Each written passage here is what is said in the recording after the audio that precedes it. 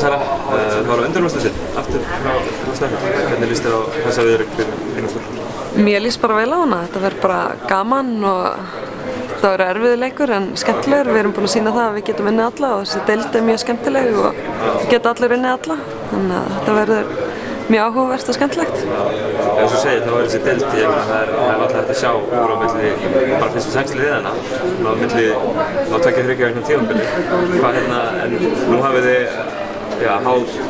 ófá orðstina á móti Keflavík síðustu ár, síðast bara í úrslitunum í fyrra.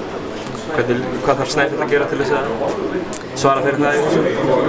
Við þurfum bara að spila kannski aðeins betur og eins og núna í vetur þurfum við að fara að frákasta betur og það náttúrulega hefur verið svolítið mannekla hjá okkur núna en núna jólinn kemur eins og Andrea Björt inn í og svo fyrir Gunnhildur vonandi að koma bráðum og við höfum eftir að nýta jólinn bara vel í að fara yfir okkar leik og bæta okkur þannig að við komum mjög sterkar inn í hann leik.